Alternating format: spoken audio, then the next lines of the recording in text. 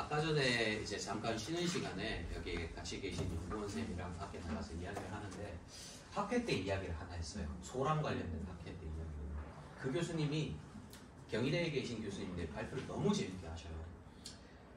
주제가 뭐냐면 소가 살이 찌는 거랑 관련되어 있는 물질이에요. 이거랑 장내 미생물 간의 연관관계를 보는 테마거든요.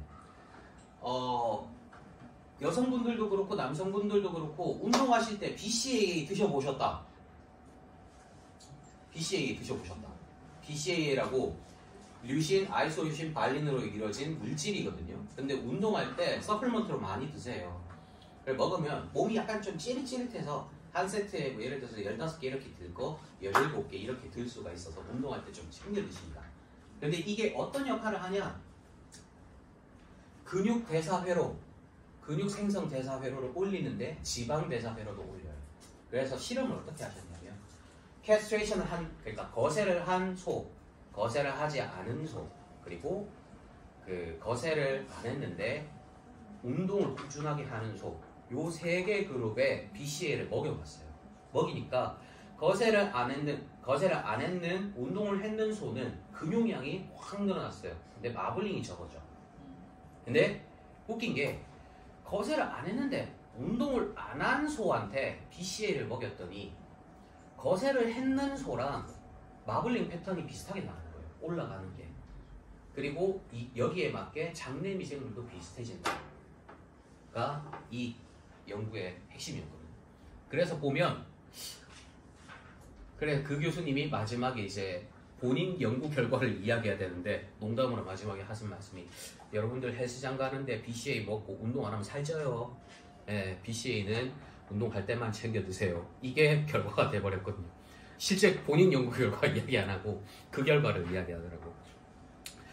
생각보다 근데 소로 실험하는 게 굉장히 어려워요. 단가도 많이 들어가고, 그리고 농민들 입장에서는 소 한 마리 한 마리가 돈이잖아요. 그러니까 굉장히 쉽지가 않고 뭔가 새로운 걸 시도할 때 이제 조금 어려워하시는 부분이 많더라고요.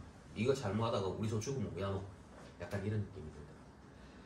그래서 이제 유용미생물을 처리할 때 제가 그 실험 결과라든지 제가 테스트했는 것들도 좀 넣기는 넣을 건데, 이제 그런 부분에 대해서 뭐 제가 했던 방법 중에 이거는 이렇게 했어요 라는 부분에 대해서도 그냥 말씀을 좀 드릴까 해요. 현직에 계시면서 일할 때 도움이 좀 되시면 좋을 것 같아서. 그러면은 두 번째 시간 시작해 보도록 하겠습니다. 네.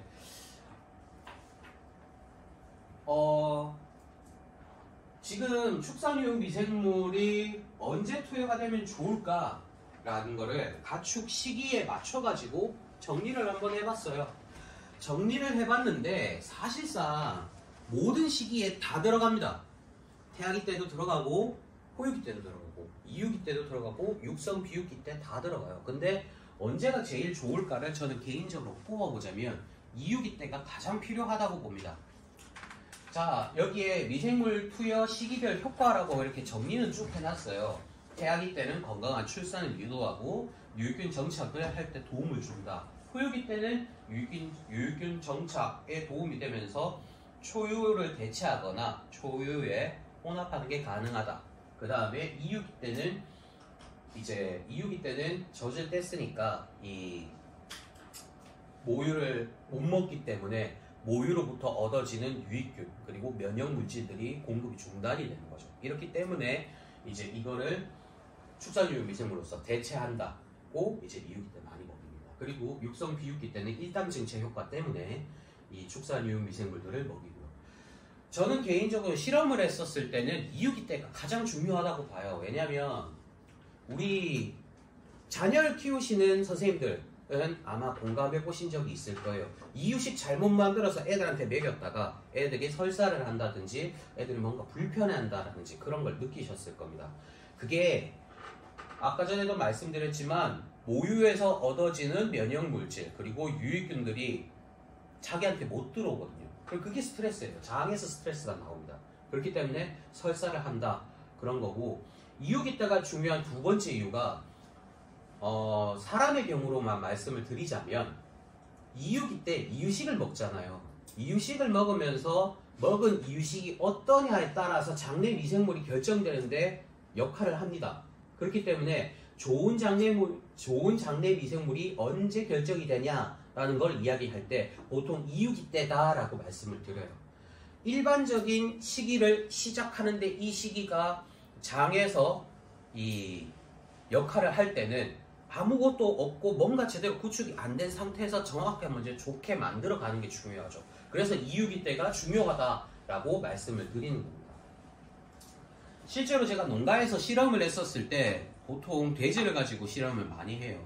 아무래도 돼지 농가가 출하 사이클이 빠르다 보니까 소보다는 돼지로 실험을 제가 좀 많이 하긴 했는데, 제가 갔던 축사 중에 한 군데에서 이유자돈이 한번 사이클을 돌 때 10마리 정도가 항상 죽었어요.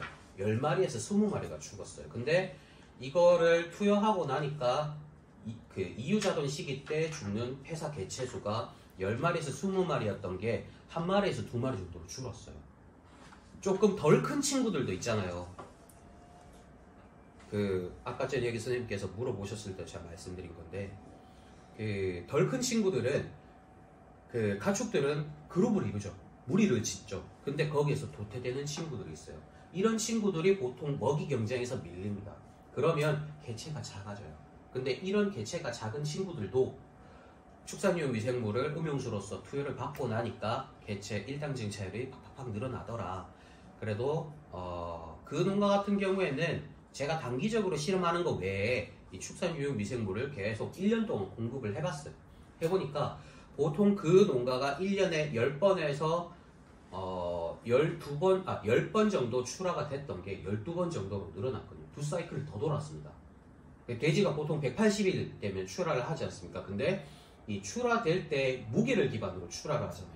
그러니까 출하 시기는 안 왔지만 출하를 할 수 있을 만큼의 무게가 도달이 돼서 빨리 나가는 거죠. 그러니까 두 사이클을 더 돌리는 거예요. 그거는 다 본인 이익으로 들어오는 거니까 엄청 좋아하시더라고요. 냄새도 줄어들었고.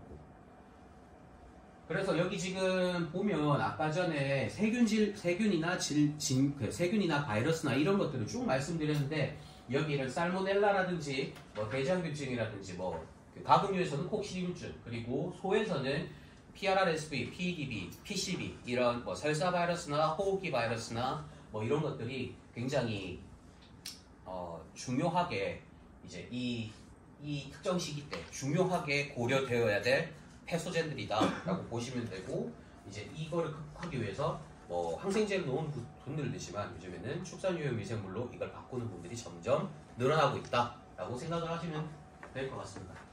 지금 저희가 들고 있는 균주는 축산유형 미생물로 들고 있는 균주는 대략 한 여기는 10종 정도 이렇게 표현을 해왔는데, 대부분 제가 경북대학교에서 재직을 할 때 학위 과정을 하면서 균주를 개발한 것들이 많아요. 그리고 이걸 전부 다 회사로 가지고 왔습니다. 그래서 저희 기업에서 이렇게 쓰고 있고, 이 균주들에 대해서는 전장 유전체 분석을 통해서 안전성 검사를 하고 농진청이나 OECD 가이드라인을 기반으로 해서 생물 독성 테스트도 진행했어요. 그래서 개치령이나 제브라피쉬 같은 이런 모델 생물을 이용해서 이 미생물을 쳤었을 때 이게 죽냐 안 죽냐를 보니까 안 죽더라고요. 그리고 유전체 기반으로도 봤었을 때 독성 유전자가 얘네들이 있냐 없냐를 확인했었을 때 없다라는 것도 확인을 했었고.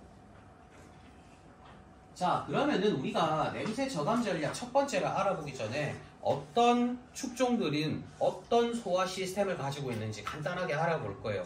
크게 세 가지로 나눌 수가 있어요. 이거 자료는 켄터키 대학의 그 자료를 가지고 온 겁니다. 보면은 모노게스트릭, 그 다음에 루미넌트, 그 다음에 힌드가 퍼멘터 이렇게 세 개로 나뉘어요. 한국말로 하면 단위 소화, 반추위, 후장 발효 이렇게 이야기를 하는데, 보통 그 단위 소화 같은 경우에는 위는 하나입니다. 근데 장의 길이가 짧아요. 그래서 대변의 냄새가 고약합니다. 이런 데 해당하는 동물들이 여기 보시는 것처럼 닭이나 돼지에 해당하고, 두 번째 반추위는요, 위도 여러 개고 장이 길어요. 그래서 소화되는 타임이 굉장히 깁니다. 그래서 영양분을 흡수하는 것도 더 분해가 된 상태로, 영양분이 더 흡수가 되면서 더 분해가 된 상태로 대변으로 배출이 되는 겁니다. 여기에 해당하는 게 뭐 예를 들면은 사슴이나 양이나 소가 해당이 됩니다. 그리고 마지막으로 힌드가 퍼멘터라고 후장 발열을 하는 동물들은 어떤 동물이냐? 위는 하나입니다. 근데 장의 길이가 길어요.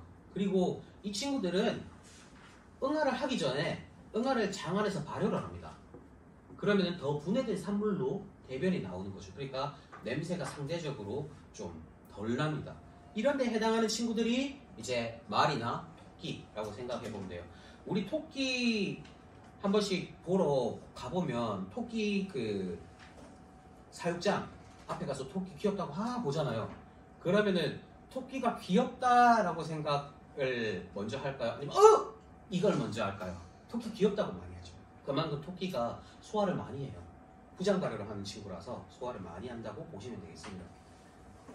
자, 그리고 단위 소화를 하는 대표적인 동물인 돼지랑 그 반추위 소화를 하는 소의 위장 구조는 이런 식으로 엄청난 차이가 나요. 돼지가 장의 길이가 굉장히 짧은 걸 볼 수가 있고, 반면에 소는 위도 4개가 있죠. 1위, 2위, 3위, 4위가 있고, 되새김질을 통해서 위에서 1, 2, 3, 4위를 왔다 갔다 했다가 장으로 넘어갑니다. 장 길이도 굉장히 길어요. 그렇기 때문에 응아 냄새가 덜 난다, 대변 냄새가 덜 난다 라고 생각을 하시면 되고, 그래서 첫 번째 냄새 제한 전략으로 제가 제안드리는 건 뭐냐면 사료 섭취 효율을 개선을 시키는 거죠.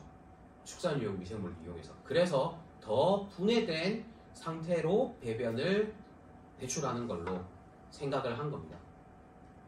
이러면서 발생되는 효과가 악취저감도 당연히 되겠지만 뭐가 제일 큰 효과가 나오겠어요? 일당 정체가 제일 많은 효과가 나오죠. 이게 첫 번째 전략으로 제가 제안을 드리는 겁니다. 지금 첫 번째 실증 시험, 지금부터 실증 이야기를 좀 많이 할 겁니다.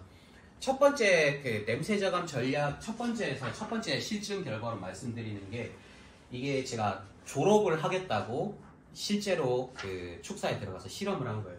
여기 저거든요.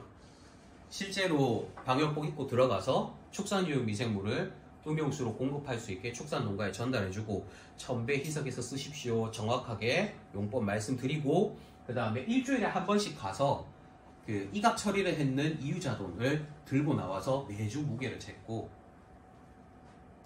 그 다음에 이렇게 축산에 악취 측정기를 제가 직접 달았어요. 그 시행하는 축산에 이거 달아달라고 했는데 축사 그 농장주분이 귀찮아, 네가 해 이러더라고요. 그래서 제가 그냥 직접 전기 따서 달았어요. 그냥. 네.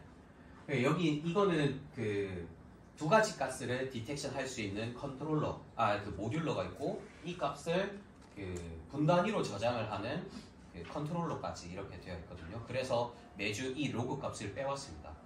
그래서 이걸 어디다 냐 고민을 참 많이 했어요. 왜?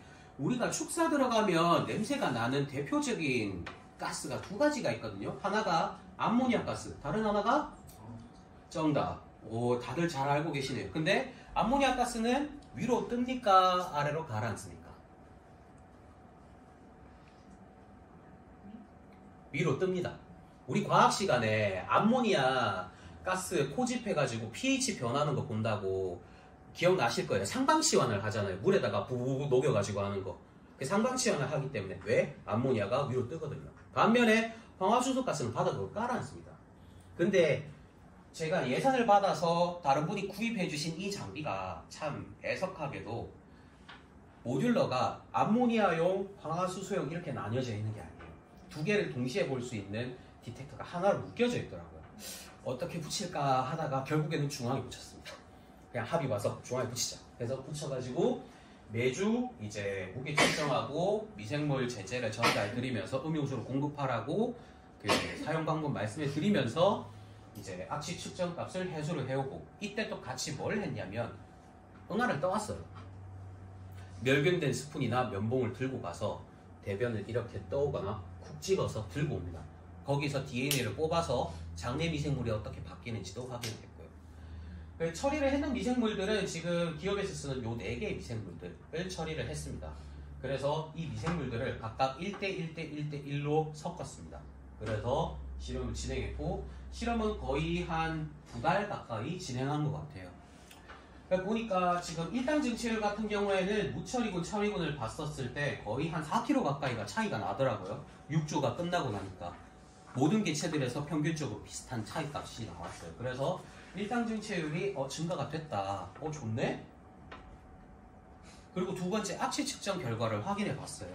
보니까 이게 환경의 영향을 받고 농가에 출입을 할 때 안 할 때 따라 가지고 패턴의 차이는 나지만 그래도 방화수소나 암모니아 가스 같은 경우에는 그래도 처리군이 조금 더 안정적으로 감소되는 그 경향을 확인을 했어요. 결국에 처음에 이제 100% 기준으로 봤었을 때는 20%까지 떨어지는 걸로 확인이 되어가지고 이것도 악취가 저감이 되네. 악취를 저감하겠다고 제가 따로 미생물을 뿌린 게 아니거든요. 그냥 먹이기만 했어요. 그러니까 먹이기만 해도 살이 잘 찌고 살이 잘 찌니까 사료의 섭취 효율이 개선이 됐고 그만큼 더 소화가 된 형태로 대변이 나가니까 냄새가 줄더라 라는 결과를 얻었고요. 자, 그 다음에 장내 미생물 군집을 한번 확인을 해봤어요. 그러니까 돼지가 이걸 단순히 먹어서 일당 증체도 됐고 악취도 저감됐고 좋은데 이게 돼지한테 어떤 영향이 갔길래 돼지가 살이 더 잘 찔까를 보기 위해서 장내 미생물 군집을 분석했습니다. 참고로 장내 미생물 군집을 보는 행위가 다양하게 해석이 될 수 있어요. 우리가 장이 불편하면 극단적인 예로 말씀드릴게요. 장이 불편하면 신경질적이 되거든요. 이게 장이 불편하면 장내 미생물 군집이 깨지고 여기에서 기존에 나오던 호르몬들이 미생물로부터 나오던 호르몬들이 뇌까지 못 가요. 그리고 실제로 뇌에 문제가 계신 분들, 알츠하이머를 가지고 계신 분들이 장내 미생물 군집이 일반인들의 패턴이 달라요. 그런 것처럼 이걸 보고 고급지게 표현을 하면 gut brain axis라고 이야기를 합니다. 최근에는 gut liver axis도 있습니다. 장내 미생물 변화에 따라 간에 미치는 영향, 간에서 발생되는 변화가 장내 미생물에 미치는 영향, 이렇게 서로 연결이 되어 있다라고 생각을 하시면 돼요. 지금 다시 돌아와서 결과를 말씀드리면 빨간색으로 표시했는 이 초록색 파이가 락토바실러스의 포션을 나타내는 겁니다. 그리고 여기 하늘색으로 표시되어 있는 이 밝은 갈색의 파이가 클로스트리디움에 속하는 미생물의 파이를 나타내는 거예요. 그러니까 처리하기 전에 그 다음에 6주 후에 비교를 해보니까 모돈이든 여기 포커가 모돈이거든요. 그리고 위닝이 이유자돈입니다. 그러니까 모돈이든 이유자돈이든 간에 락토바실러스가 늘어나고 클로스트리디움이라는 안 좋은 병원성 미생물들이 줄어들더라 결과를 확인했어요. 그래서 이게 공통되는 결과네? 뭔가 있나 싶어서 선행연구 논문이랑 대조를 해보니까 건강한 돼지한테는 락토바실러스 속 미생물이 많고 건강하지 않은 돼지에서는 클로스트리디움 속 미생물이 높다라는 리뷰 논문이 있었어요. 그 결과랑 딱 맞는 결과더라고요. 자, 그리고 미생물 군집 안에 있는 전체 미생물들 중에 병원성 미생물이 얼마나 줄어드는지 비중을 확인하기 위해 가지고 수의공학 유전자은행에 가축 병원성 미생물 정보 DB를 끌고 와서 매칭을 시켜서 비교를 해보니까 이유자돈이든 모돈이든 간에 병원성 미생물의 빈도가 줄어들더라 라는 결과를 통계적으로 유의미하게 얻어낼 수도 있었고, 그 다음에 장내 미생물이 변하면 어떻게 기능 유전자까지 바뀔까 또 보니까 여기 뷰티로신이나 네오마이신 같은 천연 항생 물질, 그리고 이제 플라보노이드와 같은 2차 대사산물, 항산화 효과가 있는 2차 대사산물, 그리고 카보하이드레이트 다이제션 앱소프션, 그러니까 탄수화물 분해, 흡수 관련된 유전자가 증가했고, 그 다음에 여기 디지즈 관련되어 있거나 박테리아 톡신과 관련되어 있는 유전자, 그리고 베타 라카메이즈, 이게 항생제 저항 유전자거든요. 요게 줄더라 라는 게 확인이 됐어요. 그러니까 장내 마이크로바이옴도 바뀌는데 이 바뀜에 의해서 사료 섭취 효율도 개선이 되고 영양원이 더 흡수가 되니까 일당 증체율도 늘어나는데 먹이가 더 분해된 상태로 대변으로 나오니까 악취가 저감이 되더라 라는 결론을 내려서 요걸로 졸업을 했어요. 제가 이게 파트 1입니다. 졸업할 때 테마예요.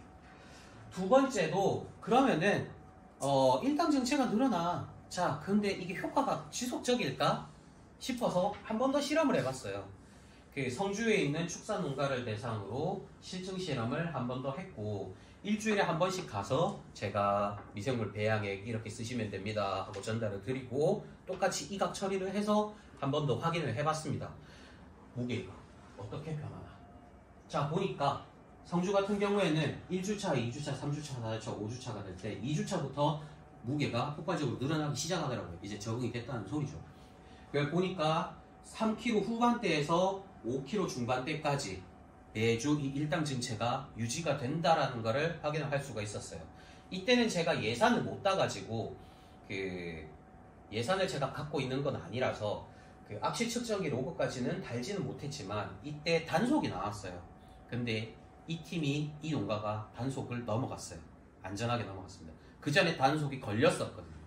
제가 알기로는 축산 농가에서 냄새 난다고 3번 관할 그 공무원한테 적발이 되면 한 달인가 3달인가 영업 정지를 당하는 걸로 알고 있습니다.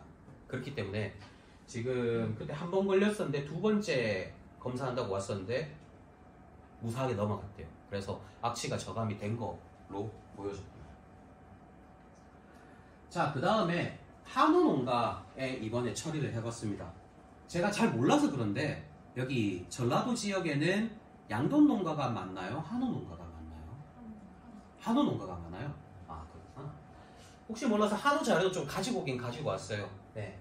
그래서 보면 군위에 맨날 제가 있는 곳이 대구다 보니까 군위에 가까운 데 가서 실험을 진행을 했습니다. 그때도 요 4개의 미생물 제제를 1대1, 1대1로 그냥 간편하게 섞어서 천배 희석해서 쓰십시오 라고 이야기를 했고 그 다음에 다만 이때는 그걸 했어요. 그러니까 그 악취 측정을 전문으로 그 제대로 이런 장비들을 들고 가서 정확하게 악취 측정을 진행을 했습니다. 그 다음에 한우 장내 마이크로바이옴이 어떻게 바뀌는지도 확인을 해봤고 자 보면은 여기에 뭐 영어로 막 쓰여져 있는데 이게 전부 다 악취 유발 가스예요. 악취 유발 가스인데 비포 애프터 수치를 비교했었을 때 증감률이 이제 그 미생물 제제를 천배 희석해서 투여를 했는 그룹이 하지 않은 그룹에 비해서 이 감소량이 더 많고 증가량이 적다는 결과를 얻을 수가 있었어요. 근데 여기 보면은 처리 후에 악취가 증가하는 경향이 보이는 게 있어요. 이거는 왜 그러냐 보니까 실험을 9월에 시작했어요. 9월에 시작하다 보니까 공기의 확산 속도가 빠르죠. 그러니까 원래 황화수소는 낮게 깔리는 녀석인데 날이 더우니까 이게 그 가스가 그 확산에 의해 가지고 그 디텍이 좀 더 됐던 것 같아요. 그래서 이제 조금 더 늘어나는 경향처럼 보이지 그래도 변화량을 보면 오히려 이 다른 가스들은 이제 처리를 했었을 때 미생물질을 처리했었을 때 그 발생량이 감소하더라라는 결과를 얻을 수가 있었고 이 미생물 군집 자체도 이제 다른 방향으로 흘러가더라. 먹이기 전과 후가 다른 방향으로 이런 식으로 넘어가지더라 라고 확인을 할 수가 있었어요. 근데 여기서 어떤 미생물이 핵심일까 확인을 해보니까 이제 여기 박테로이다시에나 스피로차타시에나 뭐 루미노코카시에, 프레보텔라시에 이런 미생물들이 차이가 나는데 이 밑에 여기 빨간색으로 표시되어 있는 미생물들이 쉽게 말씀드리면 섬유질 식단을 많이 할 때 그리고 반추위와 같은 동물에서 건강한 상태인 녀석들한테서 발견되는 미생물들로 알려져 있습니다. 그래서 이제 이런 미생물들이 처리를 했는 데서 높아졌다라는 걸 보면은 에너지 대사에 기여했다라는 걸 확인할 수 있고 한우 성장에 기여가 가능하다라는 것도 알 수가 있죠. 그리고 위에 박테로이다시에나 스피로차타시에 같은 경우에는 일반적인 동물 장내에서 많이 발견이 되는데 식물성 식단이나 섬유질 분해 같은 거는 조금 덜합니다. 얘네들이 밑에 애들보다는 이런 것들을 분해를 좀 덜하거든요. 그러니까 건초 사료를 주로 먹는 곡물 사료나 물론 곡물 사료도 먹지만 건초 사료를 많이 먹는 소의 경우에는 이제 한우 성장이 좀 더딜 수 있다라는 결과를 얻을 수 있었습니다.